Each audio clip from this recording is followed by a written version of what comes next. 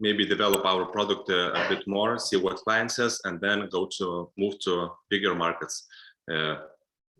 Right now, we saw that our market is maybe not ready at this stage for a reservation, at least not every business. So we will move to other markets. Okay, thank you.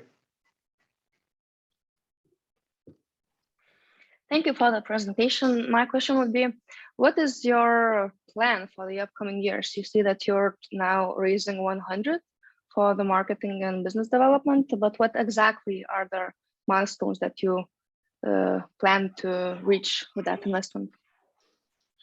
During this years, our plan is to reach at least 1,000 paying customers and try to fit those three segments, as well as developing more features. Also, as we are multi-type reservations, right now we have only one type of reservation, like hourly type. It includes like hairdressers, pet dressers, and so on. So we want to expand our system with the multi reservation, for example, like group reservation, events reservation, and so on. Thank you.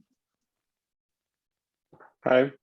So also have some questions regarding how you chose the sectors for entry. Like it's kind of different: wellness, then pet, I think, and entertainment. You know, so like in wellness, there's already some strong competitors like Treatwell, you know, and why you want to compete in those specific sectors? So thank you for a question. So why these sectors? Well, Treatwell and as well as Waterlook, they are more like targeting more beauty salons, and so where in wellness there's like a space, and as well as pet care and entertainment. I was doing the research. I was calling to the potential clients through different segments, and from these three segments, I felt the biggest need for such a reservation and the biggest interest into the product. And how you generated those first 25 clients? How made the sales? It was direct sales or it was inbound? These sales was direct ones. Okay. Okay, thank you. Thank you. Comments. Thank you for excellent presentation. Now it's Aurimas. Atpažinti, pranešti, surinkti. I don't know which one.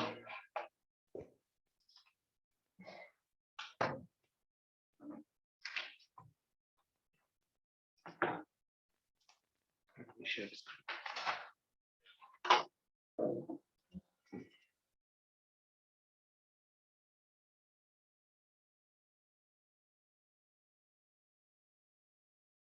Okay, good. We're good to go. Hello everyone, my name is Eimantas from 10Pitch2 and today I want to present our idea pollution map. So the problem is that the environment is polluted with different types of pollutants and locations and the quantity about pollution information is missing, and potential information is scattered among many different sources. It's not systematic. So our solution is to create a digital pollution map that is created by combining multiple data sources into a single map. So we are planning to use mobile app, satellite data, and data from sensors to analyze the data and make a map out of it. And with the data, we can predict risks and pollution trends. So our customers are B2B, so state institutions, like, for example, municipalities, environmental management centers, and commercial subjects.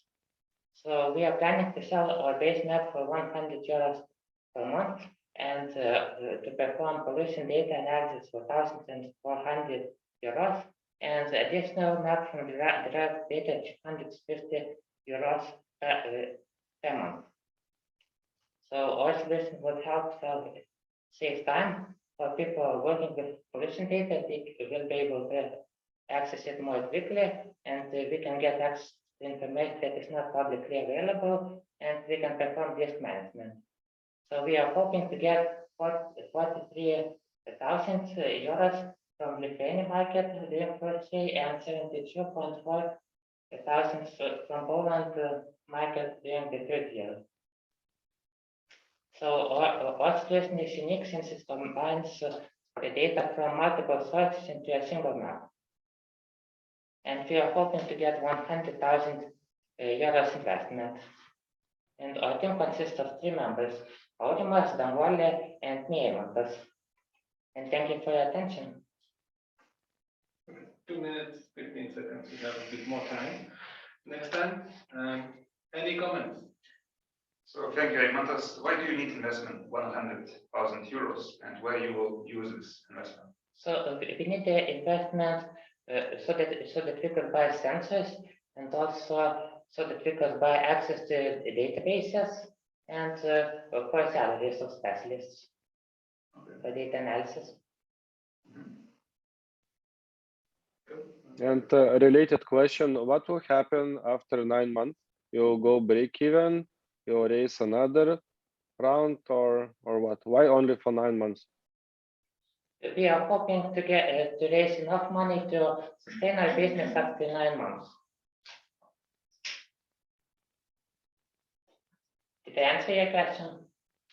No. So why only for 9 months? What will happen after that?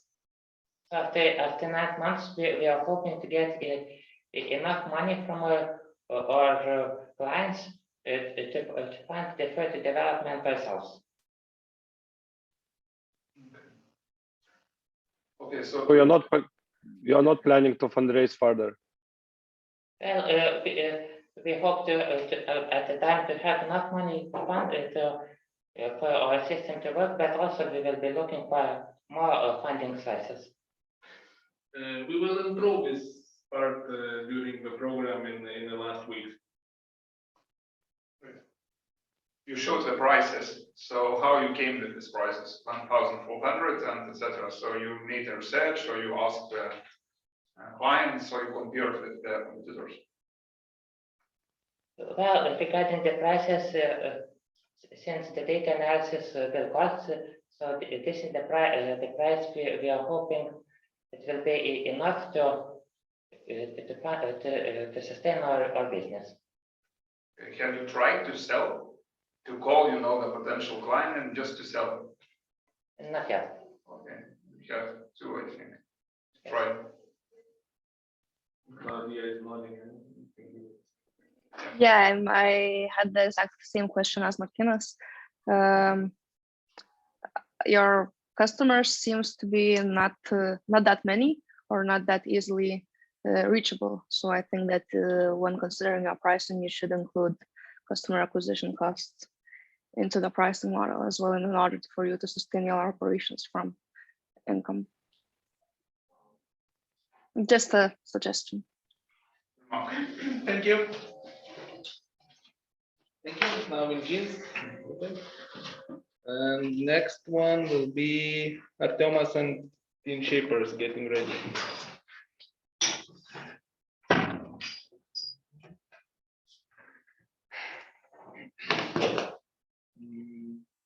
Which one is?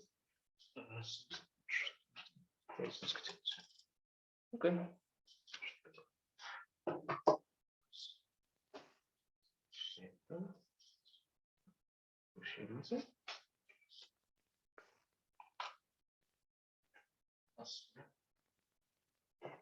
Good, you're good to go.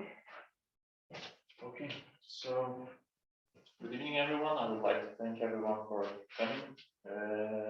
My name is Lucas. I'm from Engine's team, and well,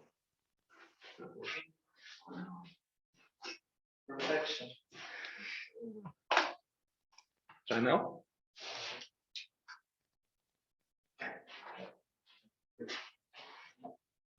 Let's try again. Yes. Okay, let's go. So Good evening, everyone. My name is Lucas. I'm from Engine's team. I would like to thank everyone for coming and making this happen. So do you know that each of us has a dozen of genetic mutations? Do you know how it affects our lives? It can have positive or negative effects on our lives. Our solution is DNA analysis, which lets us achieve 99.9% accuracy for every disease, which use unique validated protocol in an independent laboratory, which is quick and easy to use. How does it work? You go to our website ingenes.lt, you order a sample kit for curable diseases or physiological advantages. You receive a kit to your doorstep. After receiving a kit, you follow the instructions and send it back to us. We analyze it in our laboratory and give you a result into your email. Also, we assign a contact of a doctor, consultant, which advise you what to do later on in your life to slower the disease progression later in your life.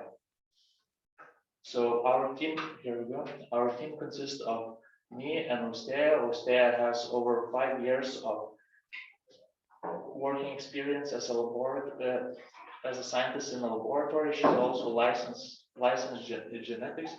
And the other person is me, which is missing, but I'm right here. So I have over 5 years of customer service experience, 3+ years of full sales cycle experience. And we also have got an IT professional, which is helping us, but he wanted to stay anonymous in the pitch session. We will be looking to expand our team with the marketing guru. So our business model consists of three different routes. The first one, 3 different routes, which are directed to B2C. So first one is Engine's website, other one is islands at shopping centers in the Baltic states, and third one is referral system. So our go-to markets in the first 12 months will be Baltics. We're looking to achieve 5.2 million revenue in first 12 months if everything goes as planned, only reaching 1% for some. Our direct competition is 24 Genetics. The differences between us and them that they do not get the 99.9% accuracy for every disease, and the only focus is to stay in market. And we would like to share our 4 biggest milestones. The first one, we would like to show that that we joined the Tech Hub. Second one, that our team increased by a new team member. We fully developed and achieved products which we can offer already. And fourth one, that we aired on the biggest Lithuanian news channel with our startup. So Engine's is looking for 1 million investment, which will be used in business development and sales channel buyouts, equipment, laboratory equipment, lawyer fees, patents, hiring people, and cybersecurity. Thank you for your time. Thank you.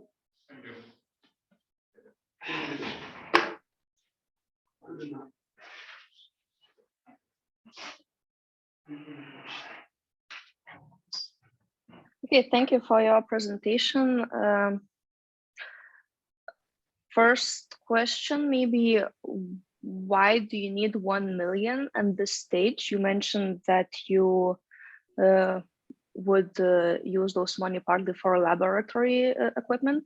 So don't you have any laboratory equipment right now? Do you have MVP, or is this needed to just produce the MVP? So once again, I will repeat myself, our milestones. So we already have got developed and fully functioning products, so we can test, and we have got a laboratory, but there is an issue that our laboratory is small and we have a limited possibility to produce tests per month. And that's why we're looking for a big investment for a laboratory to expand people and to grow our testing size 20 times from current ones that we have. And all your kits, like DNA kits and testing, is being done manually, or can it be automated? How can you automate the saliva sample? Wow. You tell me. Okay, it's just that, so I understand correctly that if the demand for your product increases, so you have like proportionally increased the working power and labor power, right? Okay, thank you. I have a question about competition. So I ordered a biscuit from My Heritage. Yeah. And now they are providing service for medical, review. And you haven't shown it. You showed that we are only provide for Origin and Manchester, etc. Yeah, so basically why we don't keep them in our like direct competition, because they do not use the latest technology as we do. They don't have the unique protocol which let us achieve 99.9% accuracy for different diseases and physiological advantages. So we think that we're in a different space than they are. But we are doing the same. Only your advantages, but you do more accurate. Yeah, we do more accurate, and if we go from a standpoint of medical standpoint, the accuracy is the main thing which every person looks for. Okay, one question: why do you do this? Who empowers you to do this accuracy? You have some patent, you have some technology, you have some. Yeah, so we're currently working to patent our technology, which isn't patented in the world. So we have a unique protocol which no one uses yet in the world. So that's why we're moving. And other thing is that we have a perfect market in East and Middle Europe, which we can take over, because here isn't any genetic laboratory which are local. Everyone outsources it. So everyone just calls other laboratories, says, hey, what you can offer, and they receive. So I think it's quite important piece to put on the presentation with this like patented technology and the patent is pending, etc. So then you grab attention with this something in your business. So just advice. Okay. Hey, also I have some questions, or at least something I did not understand for presentation. It's about the sales model. Yeah. So I believe that there are a lot of opportunities, right? How you can sell this, but do you have your vision? Which target group you would start with, and how you plan to do that? It's really in super shopping malls, or like there are specific groups, maybe corporates, or maybe sportsmen, how you enter the market? So basically, we had this like training pitch 2 days ago, and everyone told that we have to remove these target our groups from pitch. So I will tell you. So we have young mothers, young adults. So young adults are from 20 to 29 years old, which are interested in their health and interested in trying new things, which can tell them what is their health, what they can do to improve their health. Men over 45 years, because then they come to the point where they have to check their health. So, and the last one is the newborns for physiological advantages. Newborns are selected because some people like to prepare their children to be sportsmen. So it's a good way to know and understand what your child will be capable of when he grows up. So these are for groups. And could you please repeat the first part? Yeah, so I think that you covered, so this is what I wanted to hear, just I think that it's kind of tough, so this is not so straightforward, so probably requires some more discussions, but happy to talk about that, so I think that we have some experience in this tool. Okay. Good. I think that's it. Thank you, everyone. Thank you.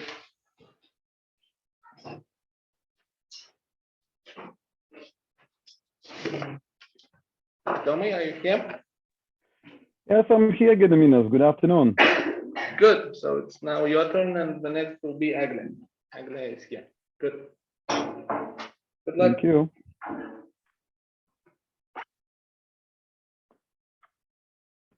So, hi everyone. Nice to meet you, at least online. I represent the team 10Shapers.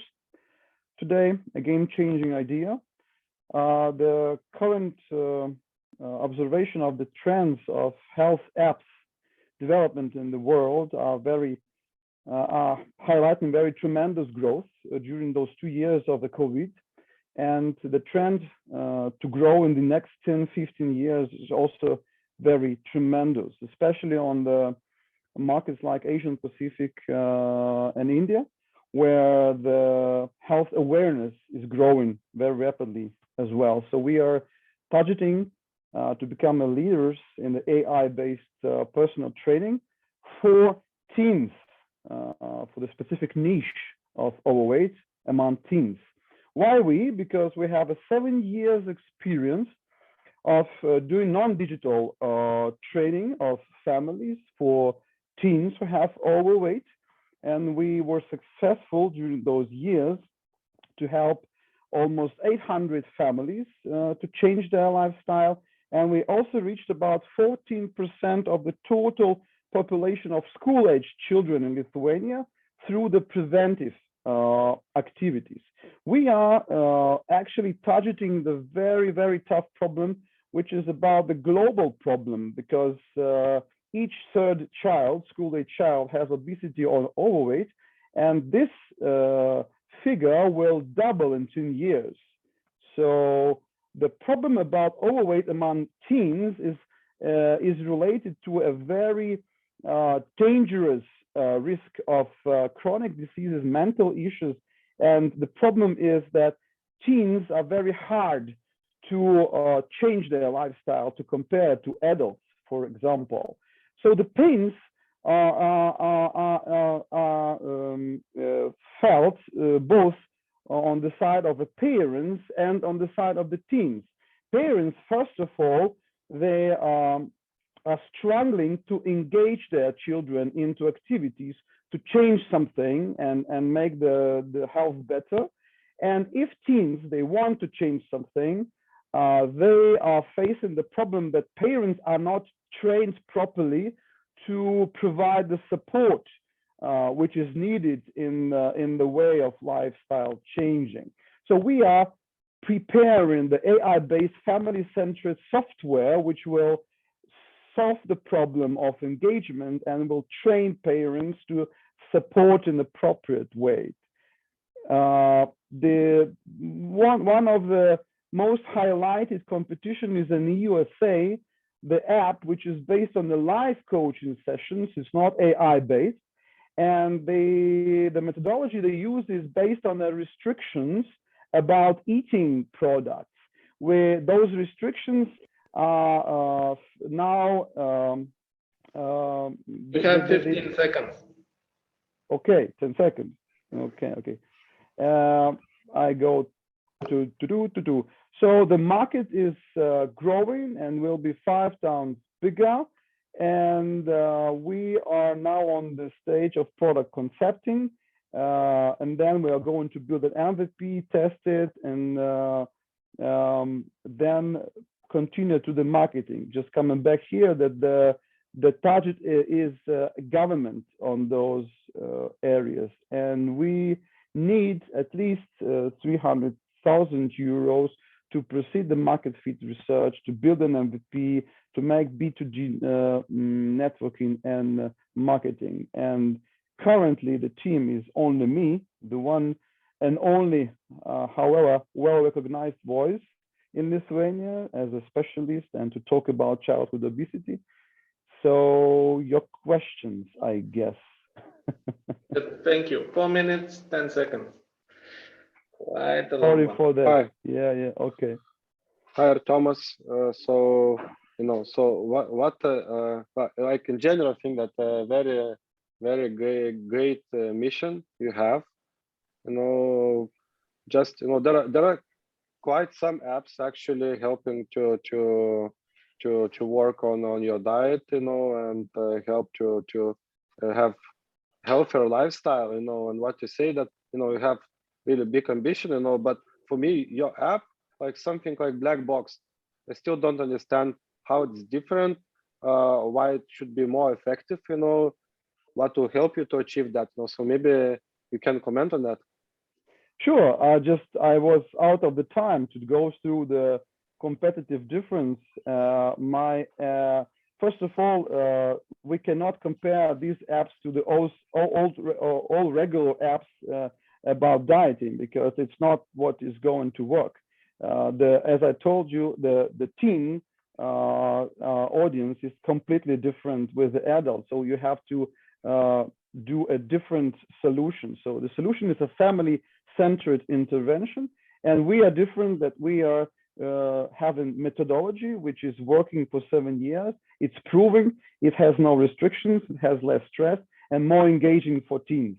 So it's more easier to attract teens and let them change their lifestyle. This is not a black box, it's just a very narrow niche, because there's no solution for teens currently in the world except this one, which is known, but Thank only you. in USA. Very good answer. It's enough.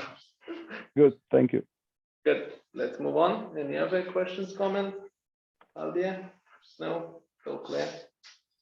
Actually, I'm struggling to understand this product, and so for me it's not clear. So what it will be? It will be application, and the teen will receive some kind of exercises, or how it will work. Well, the product concept is under development now, right now. But the idea is that we want to be fully automated AI-based personal training software, which will not require any personal engagement, but will work individually for each separate family. So it's an application. Yes, it's an application. It's an app which will help to go through the lifestyle changing process. Good, thank you. Sorry, our time is up. Let's move on. Now it's Eglė, and Armina is getting ready. Taip, viską parašėm, viską padarėm. Taip, čia turėtų būti šitas. Pastovėti, bet maždaug čia. Taip.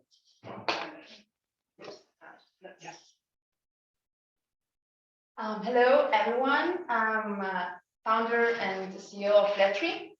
Let me tell you a bit about myself. My background comes from media and communication. I worked as a foreign correspondent in Belgium. Later on, I worked as an editor for American company TalkTown. I spent 3 years in the US. So most of my career comes with content creation. I joined this free accelerator with my company, Local Kiddo, which is a marketplace for secondhand kids items.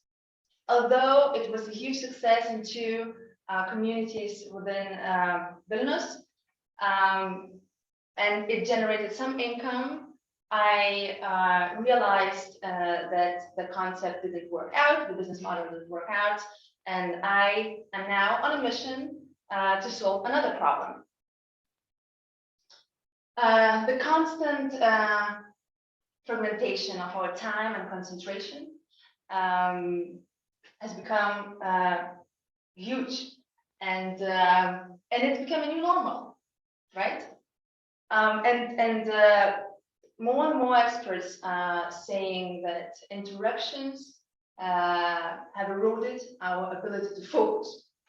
So my solution, and it's especially true for kids, for young people, and my solution is to pull away kids from technology, from screen, and to focus. Children will receive physical letters in their mailboxes with high quality content and personalized content. How it will work?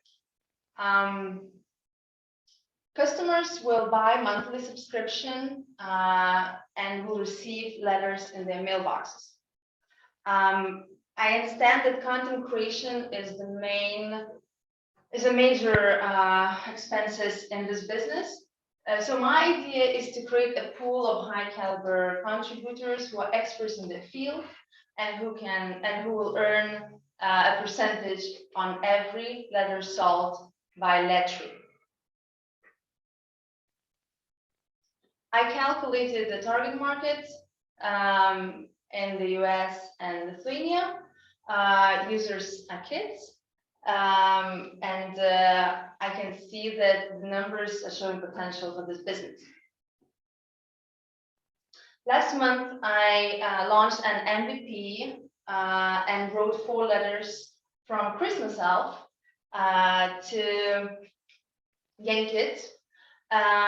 Within 1 week, with zero expenses for marketing, I generated 8 paying customers. And their insight led me to 5 business opportunities that I am planning to dig in deeper in the coming month and to scale my business. I'm not raising money yet, but when I will, I'll be looking for 50K to scale this business. Thank you for your attention, and I'm happy to answer your questions. Thank you. 3.5 minutes. Thank you. Very nice presentation, actually, and I liked your product solution. But somehow, product doesn't link to the problem that you showed. You know, lost focus for kids, and when you're trying to solve the lost focus for the parents, because you showed the parent photo, and then you are saying what you will give letters for the children.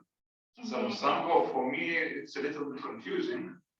So maybe the problem is a little bit other than lost focus of parents. To be honest, I came up with a solution first, and then I was thinking about the problem. But it feels like this. Yeah. Thank you for your honesty. Yeah, probably the photo was not the right one. It should depict kids instead of I think parents. you should do research review, make a research for these 8 paying customers and ask them why they decided to subscribe to your letter. I did it. Mhm. And what he said. Some did it spontaneously. Some did it because they had expectations that I will explain kids in simple words about real life. My goal with the Christmas elf letters was to introduce them to the Christmas traditions and the history. So this was some of the parents said that this was their goal. Educational. And some was just excited that it's a physical letter and it's an activity without a screen. Sure.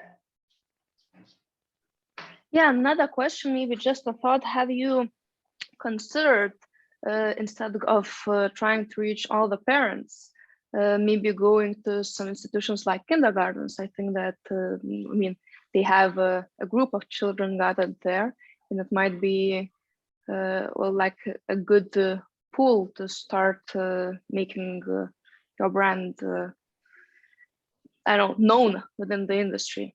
Just a thought. Are you saying that I should talk to them and ask their insights? Are you? Not really insights. Maybe try selling your product to kindergarten groups rather than reaching out to every single family separately. Mm-hmm. Well, in my point of view, the kindergarten is the institution which is responsible for educating kids. So maybe they might be interested in like additional resources. But I'll think about it. But I'll think about it. Good. Diva? No, not your topic. Good. Thank you, everyone. Armina, now it's your time. Yes, thank you. I will share my screen. Oh, I cannot share my screen yet. You should. Yes, now I can. And the next will be Ignas. Let me see if it works, because last time it didn't work. Yep, you can see it, right? We can see first slide. Yes, that's the problem. I cannot switch to the next slide, unfortunately. Page down. Okay, now it's working. Great. Good. Thank you. Hi, everybody. Nice to see you again. My name is Armina. I am the co-founder and CEO of Rookies. And Rookies is a digital ecosystem, call it a platform, that helps companies attract new talent in their organizations by creating a more personal, fun, and humane meeting point between young people and organizations. What we've noticed is that although young people want to leverage their skills as much as possible, they do not understand job titles and have difficulties finding a position that is right for them.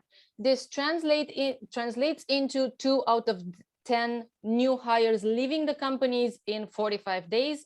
And of the ones who remain, 2 out of 3 are already considering another job in a few months. So for us, business-wise, it means that 90% of companies need help in engaging new talent. And this is exactly the companies that we're targeting. We want companies who are recruiting, who want better retention, and who have employer branding strategies that also want to consolidate their online presence.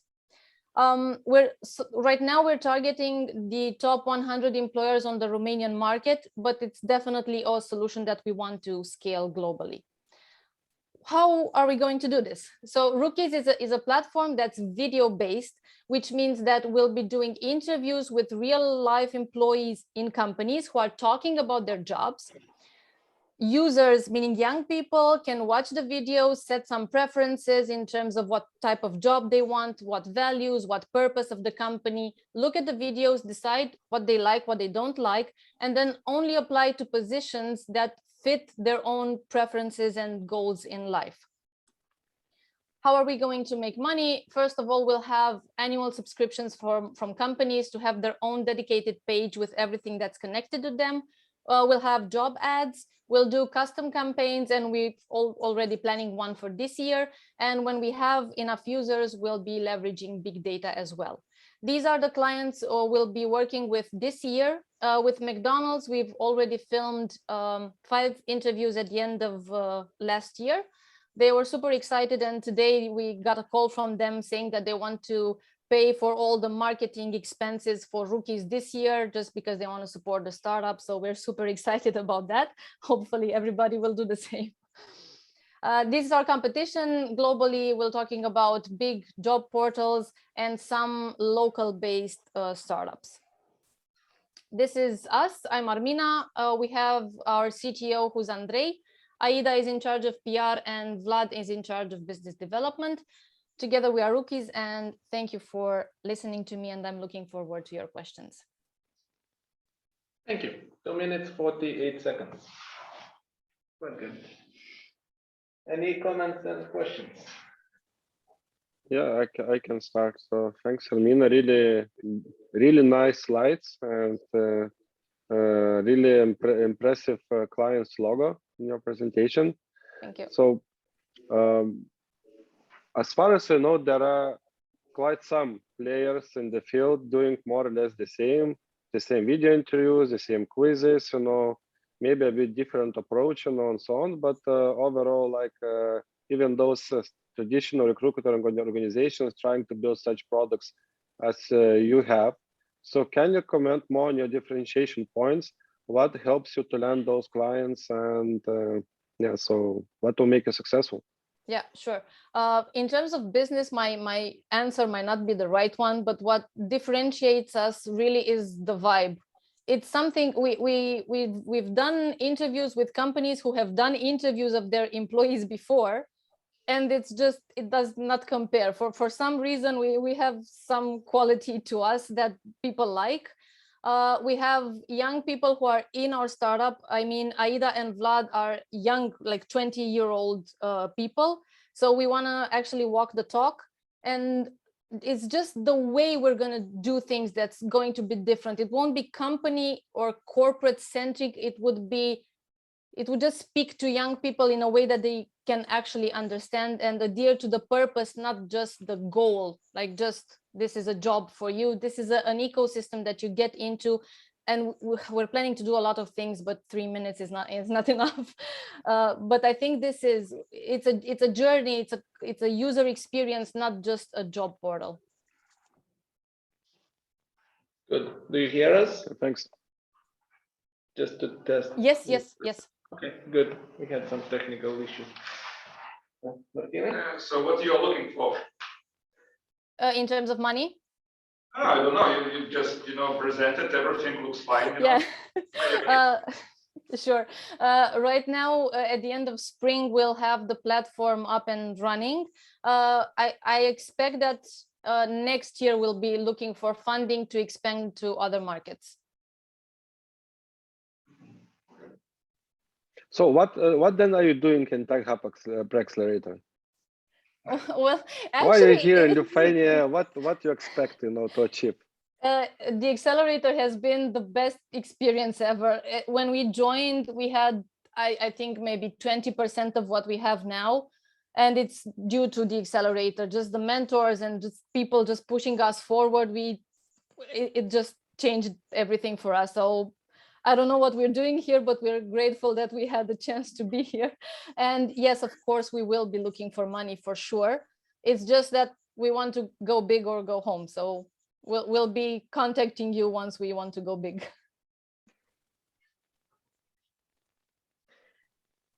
Good, thank you. Claudia, do you want to add something now? Just thank you for our presentation, really quality one, and congrats on, getting your customer to pay for the upfront marketing costs, like a huge milestone for you. Shows that you're doing something right. Yes, thank you. Good, thank you. Now we move on to Ignat, and the next getting ready is Ole UX.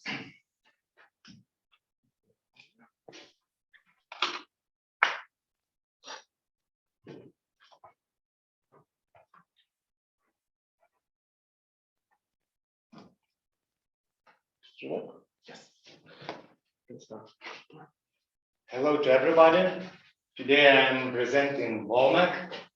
I'm Ignas, CEO and co-founder of this company. With CTO Valentinas, we are creating next level basketball playing physically one-on-one championship. The problem is that there is no basketball platform to improve individual skills and be rewarded, and this is because of amateur level competitions are not so popular for spectators to watch. So no spectators, no sponsorships, no tournaments. And the solution is that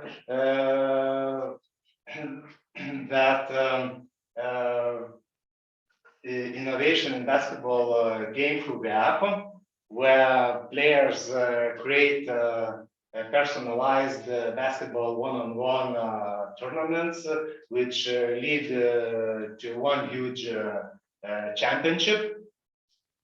There is no cost because players pay at free basketball courts, and then competitors joining these as a prize. So how it works? Creating tournament, players specify basketball courts location, date, time, tournaments joining fee. Other players find the tournament which meets their needs and join it. At the end of the game, winner gets the cash prize, digital reward, and the ranking rises. Rankings are city, district, city, regional, country, continental, and global. Monetization. Monetization comes from a fare based on percentage of players win. For example, 4 players join the match. Joining fee is €5, so 20% of the pot goes to Volmac account. Opportunity size. We assume that if only 2% of basketball players use the Volmac and average spend €20 per month, the revenue will be around €2 million in the USA market per month, and we estimate €24 million per month in China. Competitors. Analyzing competitors, we can see that only Volmac has all personalized championship functions. We have all free to choose functions like to find the player, free to choose time, free to choose date, location. We have all uninterrupted tournaments, rewards. We have also the highest tournament score ratings, cash prizes, and the highest score of improvement skills. Our team has more than 25 years of experience to be successful for the business. Moreover, a well-known NBA player is coming to spread this championship all over the world. Now we are developing MVP, and we are planning to have it on February, and on March we are raising for money. And thank you very much. Good, thank you. Any comments? How you will acquire users? How much it will cost? Excuse me? And how much it will cost? How you will acquire users? First of all, first step, we will onboarding them from all social media, from all social groups where from basketball and so on, from sports social media. We are trying to do with zero money. Okay. And the cloud administration, yes. And then how well, maybe I could understand how you plan to implement the strategy in Lithuania, but then your next markets you indicated were China and USA. So how do you plan to acquire then those customers in China? Social media as well? Start from Lithuania, and my question from investors, I'm going to ask you which is the best market to go to China or to USA. But then we are thinking on board another co-founder from this market to have a great man and who could help us to do this business. Okay, then I would repeat maybe Martina's question. I didn't really understand. What do you mean you would onboard your customers from social media? You Yeah. would. Our customer is only who plays basketball, so we don't need all the customers from all over the world. So the best place to take it, it's go to all social medias group where they meet and play basketball every day. So you would just market your app, your solution, and you would expect that all of them would onboard themselves? No, it's like a marketing strategy. Go first of all from social media. Okay, well, maybe my suggestion is don't really save that much money and try to go zero cost in this and invest in marketing. No, now we try to do the zero. I know that it will cost in the future, but now we're trying to do everything with zero money to check our MVP. It sounds a little bit naive, actually. I think it will cost for sure. So it won't happen, you will place and nothing happens. Yeah. So what will be your next step, actually? So Need some testing. yeah. So Thank you. Yeah. Let's move on. Elena, and Marius is getting ready. Good.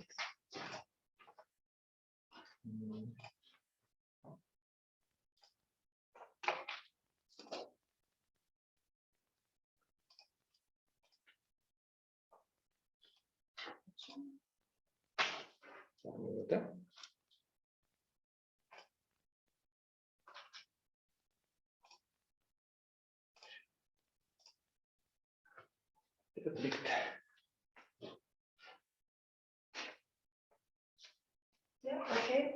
Hello, everyone. My name is Alana, and I am the founder of Oli, the human feedback company. 30%.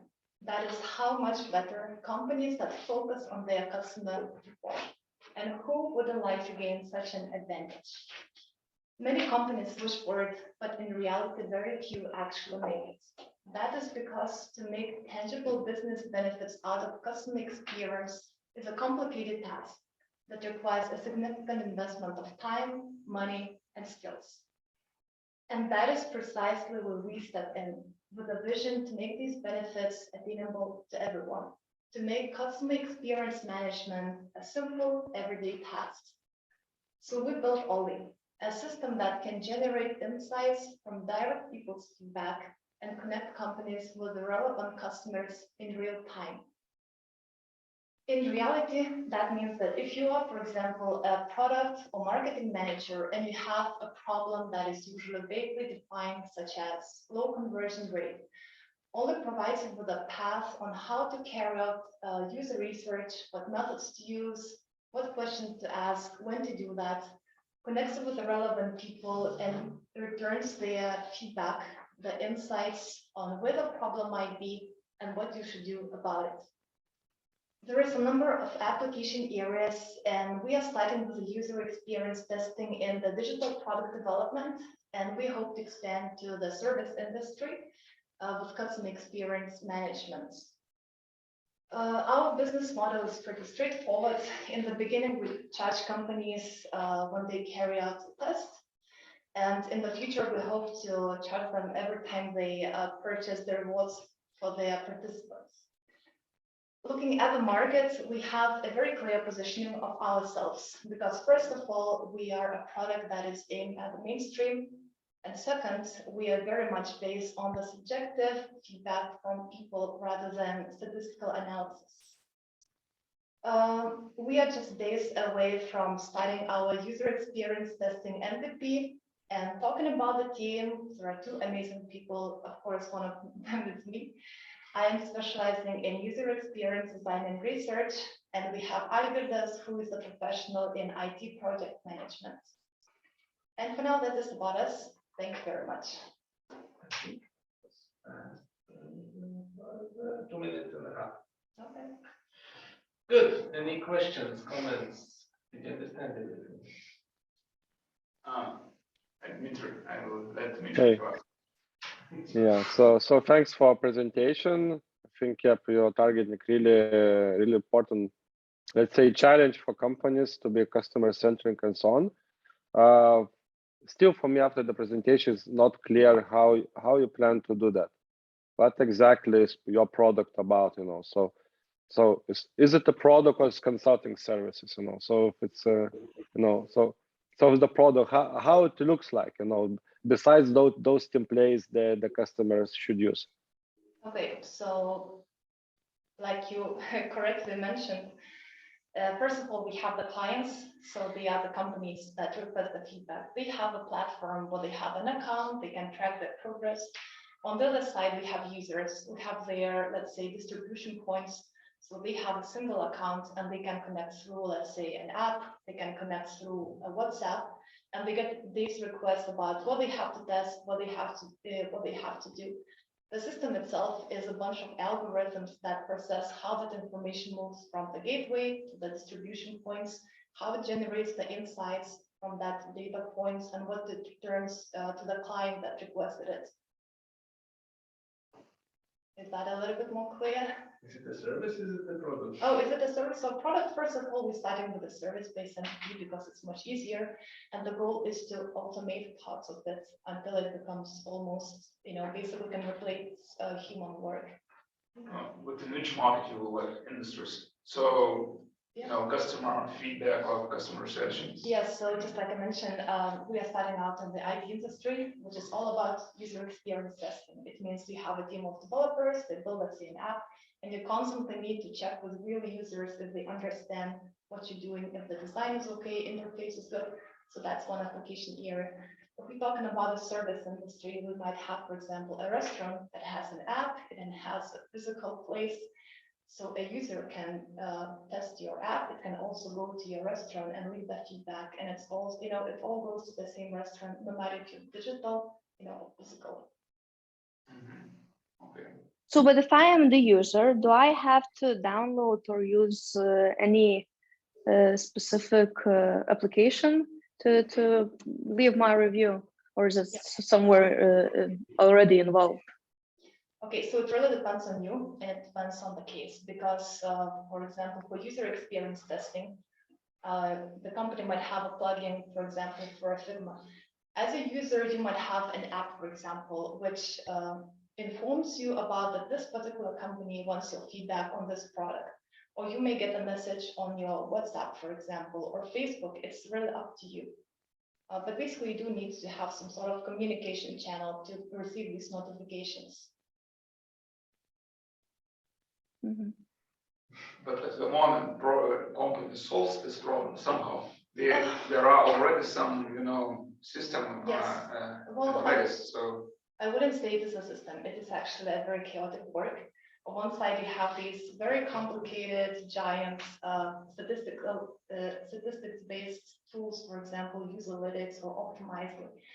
On the other hand, you have simple people in the team who reach this problem and say, what should I do? And they just try to reach out to friends, or they maybe ask somebody they know. That usually takes a lot of time, and time in product development costs a lot because you have to pay the developers.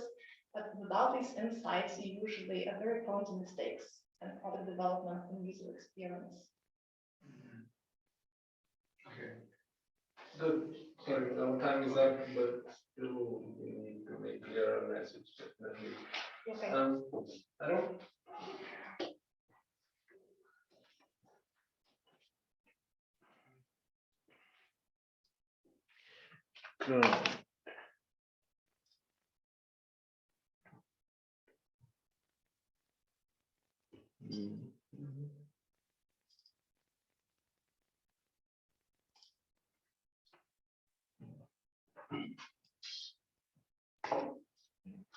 Kada dar nebuvo padėti.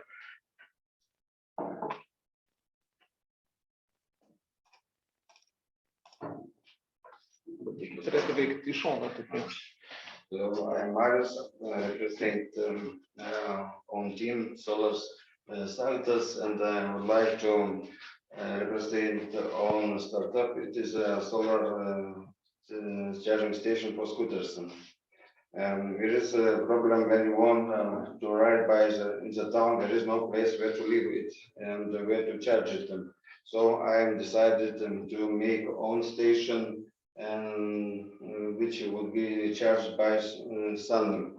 It is ecological energy, friendly energy, and I decided I see some benefits from standard charge stations. What is the main benefits of the solar charge station? You doesn't need to connect to the central electricity. To connect to the central electricity costs a lot of money. For ignition stations, when you want to, if ignition station costs 3,000, installation costs 3,000, and connection to ESTO costs 3,000. So station become expensive more by 6,000 euro. So when I project the station, I try to make construction very simple and easy installation. This construction doesn't need fundament, digging the ground. You can use this construction like solar panel to tree type of construction. It is very cheap installation. And other thing, when I project this station, I look at the design was integrate with town architecture. Why I take this bench? Bench is closer to user. In the same place you can sit and rent the scooter for riding. 80% of the scooters have the same connection, so I can charge by the station Xiaomi, Bolt, and 9-volt, all scooters. Yes, and I found a mobile platform who can install in my system for these services, and with Teltonika we found the technological solution how to connect to the the station by remote and transfer data. So my competitors, the main competitors is by Keep and Bolvira, Estonian companies, if not is a France company, but those prices are very big. And if you connect to the central electricity price can hide 2 times. And I try to count for my price, it is about 1,000 euro, I saw station. And the market is schools, universities, empty place where is a lot of space, central market centers, business centers, can high own prestige against employers. And the business model, direct selling, sharing platform, and the main message for my platform, maybe you can rent own scooter for our users. If you have at home 10 scooters, you can rent and earn money for it. It is the main ideas of my team and wait questions. 3.5 minutes.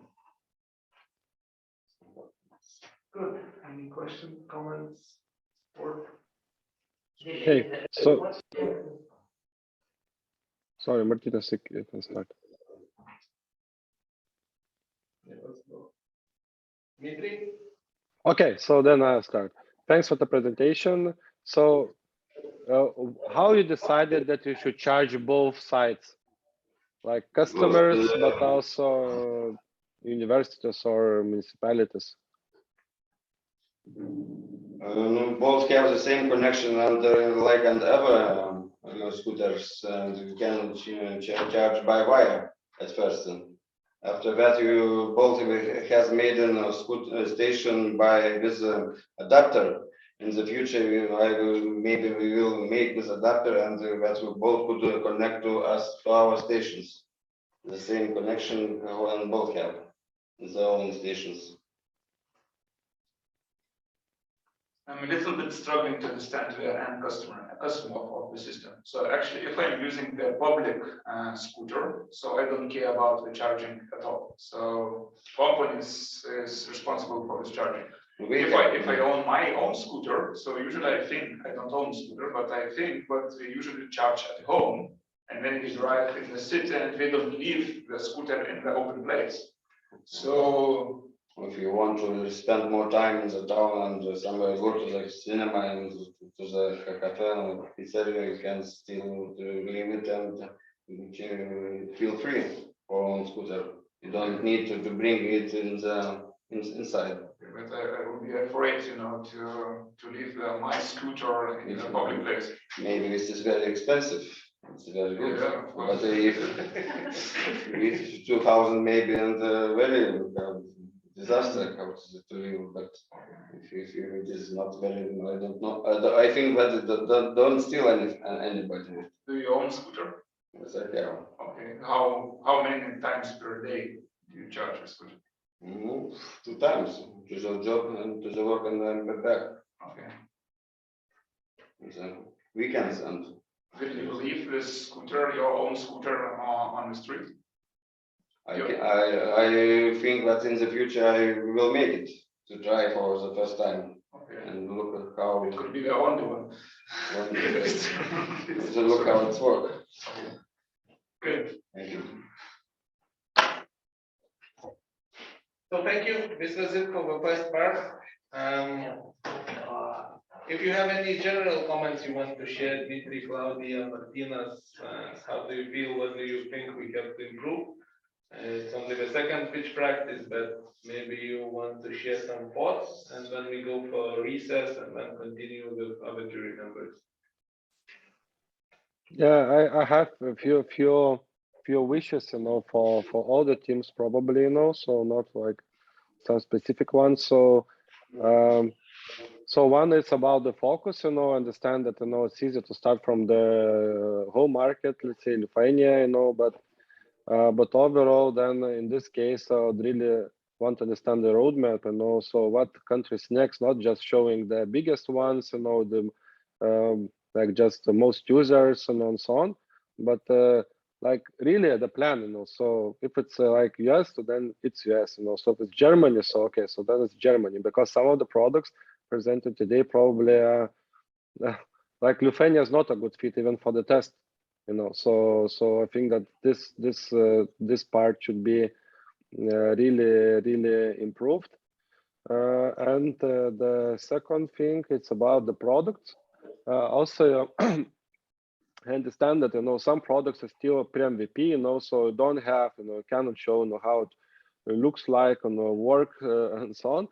But like then probably should draw this, just for like, so I can imagine, so what we're talking about, in some cases it's about just wishes, it would be better, it will be automated and so on, but I have no clue how it looks like. I know a lot about the current products on the market, and also then maybe I can provide some insights, but if I don't understand how the products would look like, how it would function, so for me then all the business idea is very intangible, not so specific, then then I cannot even continue talking with you. I just should wait, when you have something to show to me, so at least understand, which direction so you're going, and then I can start talking about some possible collaboration with you. So, but overall, I'm really excited and surprised, about the quality of the ideas. I really liked most of them. So good luck. I hope you're doing really great job.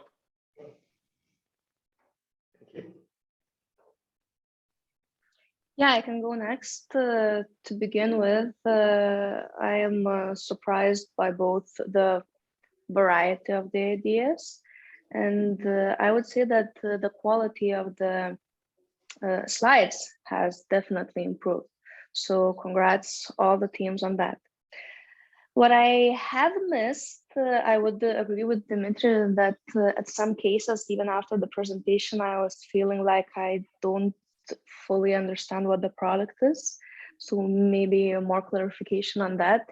And in line, a few, well, quite a couple of times, it seemed like, well, the team does not really have a plan how to go to the market, who is their customer, and how to reach that customer. What's the plan? We need the money, but what for is very general idea. So yeah, maybe think like at least few steps forward and have that plan before you pitch or present your pitch. That would be my feedback. Just before, just short remark, Claudia was really right. The next week is go-to-market strategy with Graj with us, and the week after is pitching to investors, so we'll improve these two areas dramatically, I believe. Good, Martine? I think everything mostly was said, actually, so the quality was really good, and I really enjoyed it.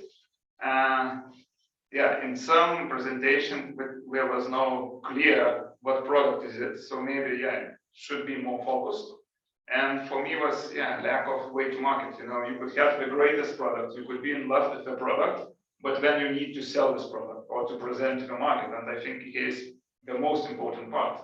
But Gediminas said what you will plan it next week, so. But at least we have to know who is the customer today. How the customer and where you will start, what is your pitch segment, and then how you will expand, how much it will cost, and etc. And it is quite important. So well, I enjoyed it. Good. Thank you everyone for attending. Let's have a break for 12 minutes. Just before the break, Milda has an announcement. Please listen to Milda. Hello everyone. So as you probably have seen on the chat and on the board right here, I invite you to visit slido.com and write #TechHub, and here you will find all the names of our startups. So please vote for the 3 that you like best. That includes our startups and jury members as well. So everyone, please just vote so that we can see how we feel about our colleagues and how investors feel about the startup. So thank you. Just one vote per person? 3 votes, 3 best pitches. 3 pitches you enjoy the most. It's from the whole day. Or is Yes. it from the first card? No, it's from the whole day. So what will happen? A little present for the winners will happen. Okay, thank you. So sweet. Good, thank you. Let's have a 10-minute break, and when we continue. Thank you, Dmitry, Claudia. Thanks. Ačiū.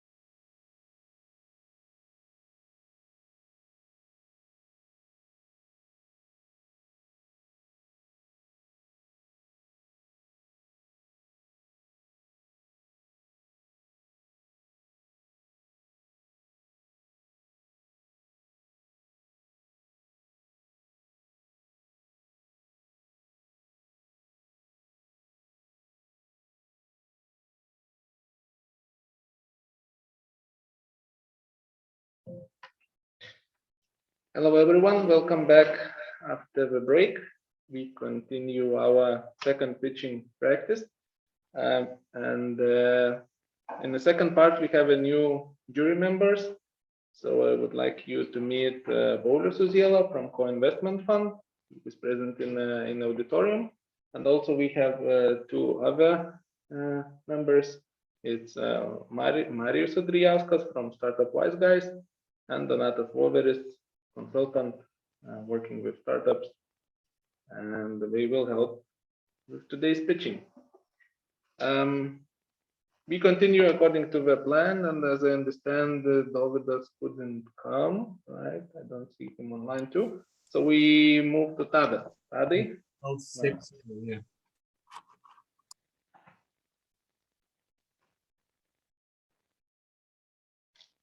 Tadai and Korepetitus, you're ready, right?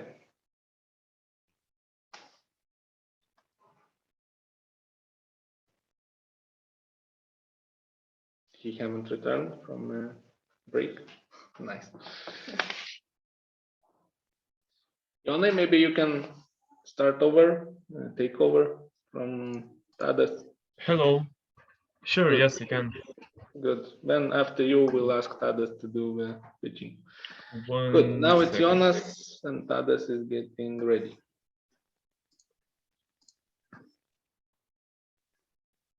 Good. You can start. You have 3 minutes, then 3 minutes for jury members to comment. I see Tadas is So ready. you can will be next. see everything is okay. Yes.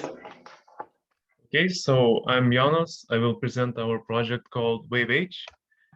First of all, I would like to talk about the problem, which is lack of preventive healthcare.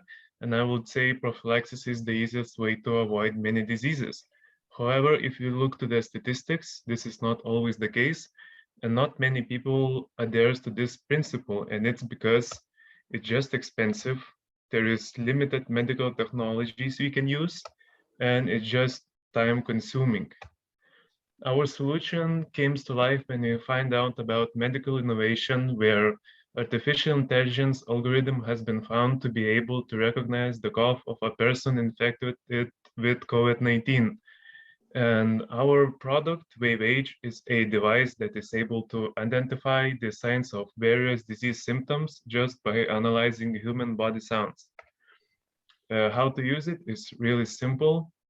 You open an application in your mobile phone and select a test, place product on your body, follow instructions in application, and then you will get results.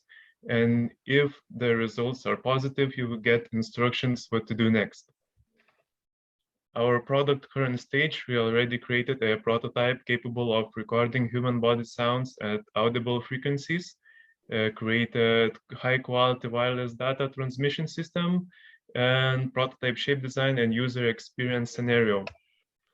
It not only helps for consumer prophylaxis, but it mostly helps in medicine by means of automatization of auscultation. This is the process where doctor analyze your body sounds by using stethoscope, but our product can do it way much faster and detect even more diseases than human ear could. It also lowers risk of human error. It also creates ability to make new scientific researches and shortens health checkup time. When we checked the market, when we did market analysis, we grouped this in 3 groups: telemedicine, artificial intelligence products, and medical concept. But the main thing we find out while doing this analysis that the product we're planning to create is non-existent in the moment. Our business model is B2B. We are already working with clinics, and from clinics, we can easily go on in other companies as insurance companies, pharmacies, and educational institutions.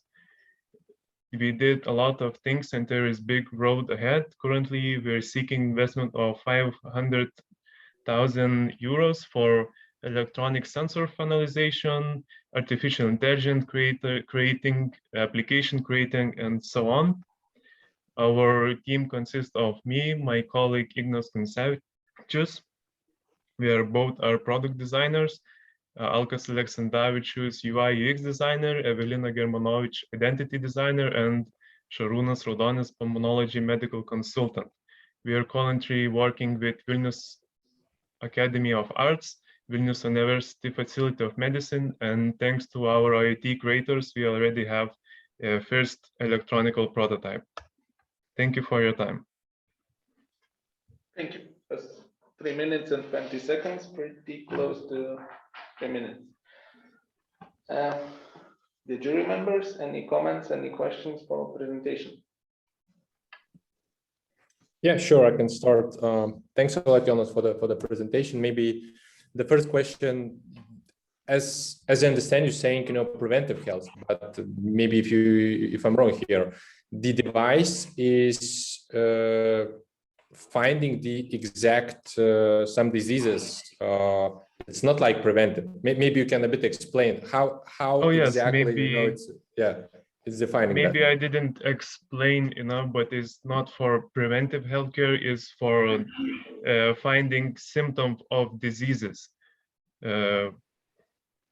So yeah, it's basically you place it on your body, it records your sounds that your human body produces, and then it can identify various symptoms of diseases. Can you a bit elaborate what kind of symptoms or diseases? Okay, yes, sure. For example, we can monitor health symptoms, health murmurs, as I mentioned before, COVID-19 coughing. Then there is even psychological diseases as Alzheimer's or Parkinson's, and the list goes on. Every month we can find a new research that has been done by various other institutes that detects even more things we can detect. From what is researched at the moment, we can see that almost every sound that our human body produces can identify and help to detect diseases. Did you make any tests on accuracy? What kind of validation that it will work? Accuracy test we haven't able to make because we are currently finalizing our sensor, which we're planning to use, because if we are planning to create now artificial algorithm with data that will be different later, so we have to start everything all over again. But if you look to research done, for example, COVID-19 coughing, the accuracy is around 80 or 90%.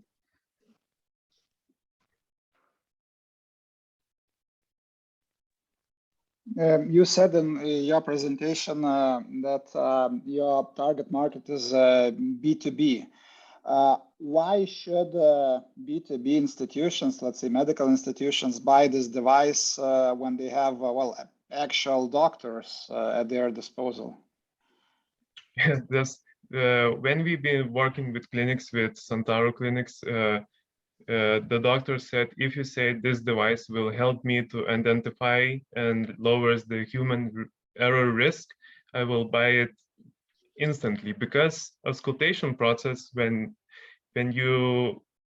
doctor does auscultation for people, it takes around from 5 to 10 years to master this process, and every human, every doctor interprets sounds differently. So a lot of times doctor may hear it and think it's not symptom, and sometimes it may hear something and say it's a symptom. So, and of course, humans can only hear things in audible frequencies, but the sounds are produced in our bodies is basically in infrasound. So you are not able to detect most of diseases that goes through sound waves. Okay, thanks. One more question. I did not catch how many actual people from the medics do you have on your team, and what are their experiences? We have on our team one pulmonology student from Vilnius University or medical facility, but we are currently working with Vilnius University and Santaro clinics, where we have even more experts So yeah, it's a big list, but our main team member from medicine is pulmonology student at the moment. I would suggest to add more if I was in your place. Yes, yes, I understand. But as I mentioned, we are working with medical facilities, so Yeah, okay, thank yes. you. I think the question is clear. We have to move on. Let's continue. Thank you, Yoni. And Thank you. Now it's Tadas already, right? Yes, yes. And Darius is getting ready. Yes, please. Can you see me? Can you see my screen? Yes. Yes. Okay, great. So, hi everyone. My name is Tadas. I'm a CEO and a co-founder of Korepetitus. It's a trained students tutors marketplace. So the first problem we solve is that we have a lack of individual attention. So imagine we have 30 kids in this class and we have 45 minutes, meaning we have only 90 seconds for one kid. It's not enough. What we have then, we have poor grades and reduced motivation and self-confidence. Another problem we solve is that we see students as a very powerful group of our population that we can employ, because basically they spend 12 years in the school and then that knowledge is not used and we offer them to employ their knowledge. So what we do is we are on our way to create a solution, to create a two-sided marketplace where everyone will find a tutor according to their needs and students will have a way to make money employing their knowledge. Why students? Because I've been myself tutor for 4 years and I mean, it's easy to understand someone who's more or less quite your age, and yeah, that's why we employ students. So is it a problem? We say that yes, because in the first year we have served more than 1.3K kids and we had more than 25,000 one-on-one sessions. The market is big. Alone in Lithuania, we have 320K kids going to school every day.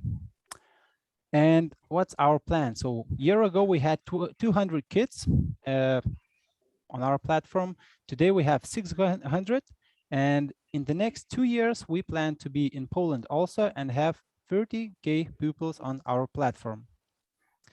So what it means in numbers, in 1 year, we plan to have 200% growth. And in 2 years, we plan to have 5,000% growth, meaning we would have 500,000 revenue monthly in first year. And in 2 years, we plan to have 5 million monthly revenue. So our model says that we have a fixed lesson price, we have a fixed commission fee, and we also plan to have student jobs and internship ads on our platform. So how we are different from customer side, we say that we have only students on our platform who are all interviewed and are all trained. And for tutors, we provide a strong community, meaning we have online and on-site gatherings like meetings. What we have more is teaching material, and we have really good training from all the experience we had in the previous year. Our team is me and my wife Teresa. Combined, we have 10 years of tutoring experience, and Linus, who is a IT guy with 9 years experience working on our platform, and we've been working with him for 1 year already. So we are looking for a strong person in marketing with marketplace experience, and in 1 year, we plan to, as mentioned previously, step into the Poland market, meaning we would need some money to enter this market. So opportunity knocks only once, join us. And yes, I'm ready for your questions. Thank you. Just a few seconds, about 3 minutes, really good. Any questions, comments? Yes, I can start as well. Thanks, Tadas, a lot for the presentation.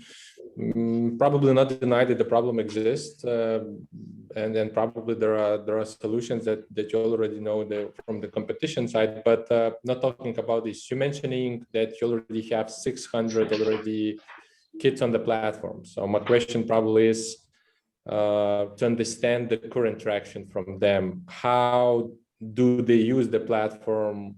Is it was like once usage in churn? Is it was like more repeated? Are they still in the platform? Okay. Yeah. Yeah, thanks for the question. Important detail didn't mention previously. what we're doing now is we are building this platform. We will have it on production in this year, September. So then we are able to scale.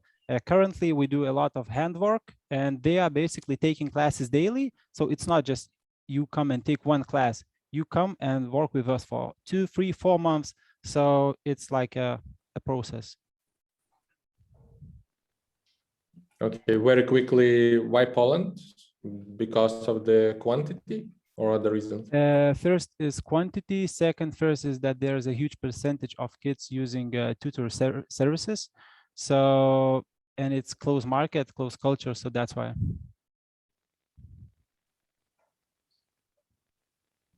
Thanks. So how you will improve your services with the investment? Where will you use the money?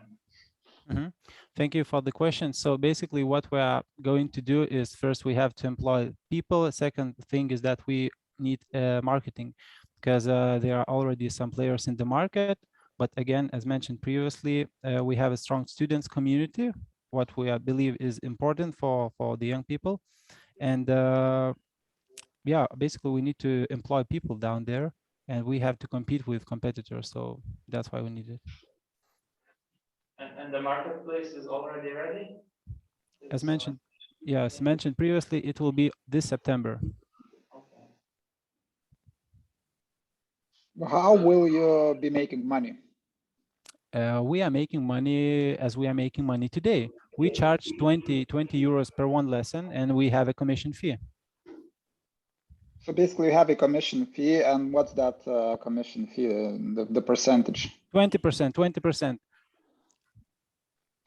Okay, I would like to go back to Poland, since I do have some experience in the exactly same topic that you are in. My advice, sincere advice, would not be thinking about Poland, because it's a really hard market to enter, and the people in that market, they are completely different from us. I mean, we have this false assumption that we are the same. No, we are completely different. Yeah, so that's more of a comment than a question. Okay, thank you. Good, thank you. Thank you, Tadej, for presentation. Yeah, thanks. And now Darius and Karina is getting ready. I see she's ready. Good.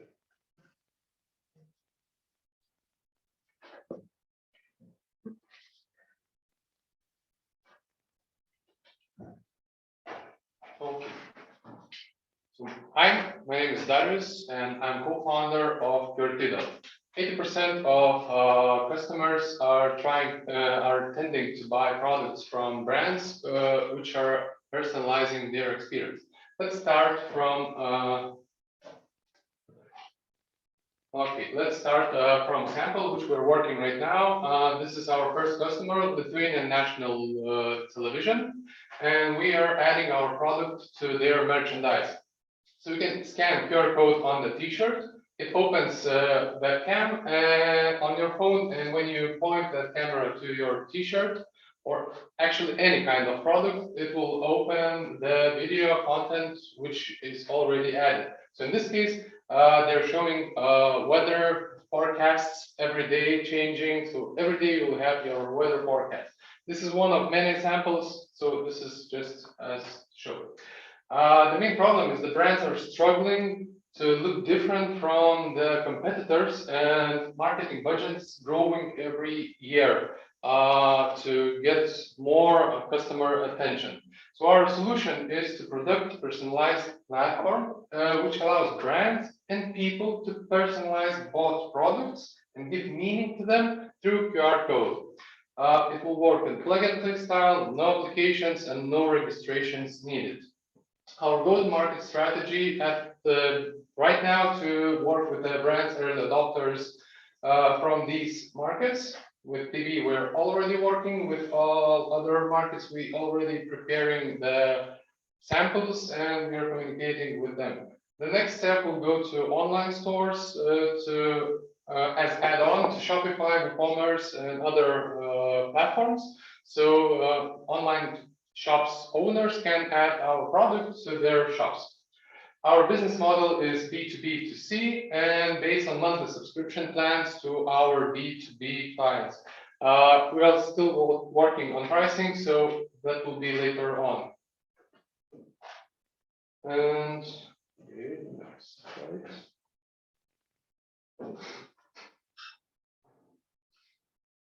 Sorry.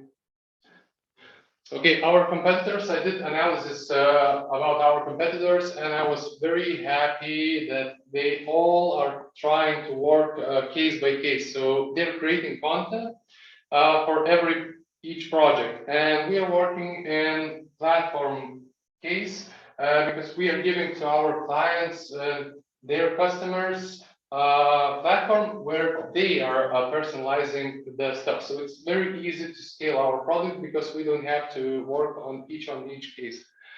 Our roadmap, we started at September with our idea. Then we joined Meta with problem definition and validation. At the moment, we're working on market validation, prototyping the test. It will be great at the third quarter of this year to get fundraise, and till the end of the year, we'll get our MVP. We are asking for 200K for the platform, and most money will goes to the sales team to bring our clients. Our team is Arus, me CEO, and our CTO Tadas, which already made few success exits with other startups. And one more sample at the end. So this is coupon code from Gera Dovana. So if you scan QR code on the coupon, you're adding video to the coupon to your friend, happy birthday or something else, and you save the video. After that, when somebody else will scan the video, let's say your friend, which you're giving the coupon, he will see your video showing on the coupon as on the sample before. Also give physical samples to people who are here, and I have them more so you can try how it works on the postcard. So if you have any questions, please ask. And if you want to try, you can scan the code also on this last slide. Thank you. It was 4.5 minutes, but it was so interesting that I forgot to tell you. Yeah, the technical issues, but yeah, when I was practicing 3.5. Good. Any questions, comments from jury members? Yeah, I can jump in. Thanks, Darius, for the presentation. You know, from the first glance, it looks like more like nice to have, not like must to have problem for the brand. You know, overall, when we're talking about the bigger brands, they typically working with the marketing agencies on a strategic level, right? And of course, the marketing agencies looking for some different angles to come to sell to those brands' ideas. And this kind of tool or gadget could be more target for those bigger marketing agencies instead of direct brands. This initial first idea, you know. So what is the most, let's say, challenge that I believe that you're already trying to sell to direct brands? How do they taking your approach? You know, do they see it as a differentiation and a huge benefit, or more challenging? At the beginning, it was challenging because it was hard to explain, but then I changed my strategy and I start using samples. So when I'm going to the client, I'm making a sample. For example, next week, we're gonna live meeting with LRT. And I already, as you can see, my sweatshirt, it's already branded. It's a use case, and for the people, it's much easier when they're seeing it to understand how to use it. So I did have bad meetings when I try and explain without samples, and right now I'm preparing samples before going to the client. At least that it will touch the client and he will understand. And most of the times when I'm doing in this case, they are starting generating scenarios for themselves because they know their brand better than I do. And maybe quickly, what is the monetization? I do understand that it's very direct, like sales approach, but yeah, monetization is through a subscription model, and depending on which plan you're choosing, you are getting a different number of scans. So let's say if you're a small brand and your QR code will be opened, let's say 1,000 times per month, it will be one plan. If it will be opened 10,000 times, it depends from, like, if you're working with Coca-Cola, it could be much bigger numbers and cheaper for them. And if you're working with small brands, it will be cheaper. I also have with Creme de la Creme present, like Creme de la Creme bag, paper bag, which they're putting perfumes into it. So they're selling around 2,000 bags, like products per month per one shop. So you can count the numbers of how many bags can be used. Okay, thanks. Okay, and so what's the initial feedback from the clients? Do you have traction in terms of sales? Yeah, they're telling me, like, when you have the product, we are welcome to join you on board, because at the moment we're still counting the prices. This is one of the struggle from our side, but we just started, so I'm not worried a lot. Because when you want to sell something for a client, usually you have to tell how much it costs. So right now we're working on, like, next month, I think we're gonna try to counting and generating different pricing models.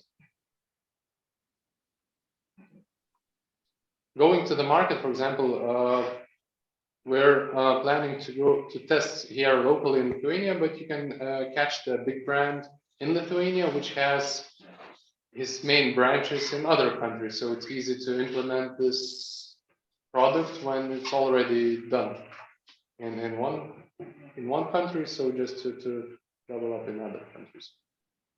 Okay, our time is up. Sorry, Donato. If you had any questions, please contact directly.